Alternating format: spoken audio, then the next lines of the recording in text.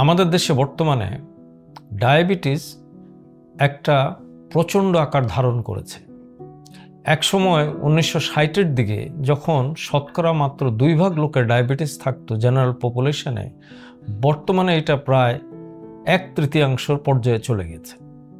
এবং এই ডায়াবেটিস যখন হয় তখন স্বাভাবিকভাবে আমরা যেটাকে বলি সেকেন্ডারি ডিসলিপিডেমিয়া, আমাদের রক্তে কোলেস্টেরল পরিমাণ বেড়ে যায় এবং এই যে অতিরিক্ত কোলেস্টেরল এবং আমাদের যেই এলডিএল কণিকাগুলি, যারা বিশেষ করে ডায়াবেটিক এবং যারা ধূমপায়ী বা তামাক ব্যবহার করেন তাদের ক্ষেত্রে অক্সিডাইজড এলডিএল এর পরিমাণটা খুব বেড়ে যায়, যেটা খুব সহজেই আমাদের সাব এন্ডোথেলিয়ামে জমা হয়ে আলটিমেটলি কিন্তু হার্ট অ্যাটাক হয়।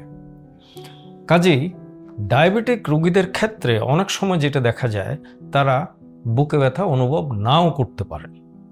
এদের ক্ষেত্রে যেটা হয়, বেশিরভাগ ক্ষেত্রেই রোগীরা আমাদের কাছে আসেন যে ডাক্তার সাহেব খাওয়া হজম হচ্ছে না, পেটে হাওয়া জমে আছে বা আমার গ্যাস্ট্রিকের সমস্যা হচ্ছে।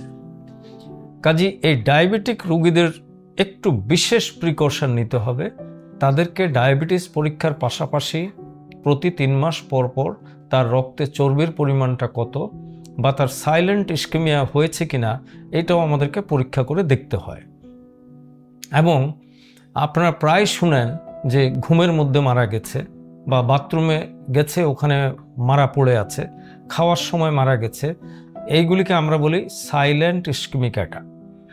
কাজেই সব ক্ষেত্রেই যে বুকে ব্যথা হবে এমন কোনো কথা নাই। বিশেষ করে যাদের ডায়াবেটিস তাদের ক্ষেত্রে বুকে ব্যথা নাও হতে পারে। ধন্যবাদ।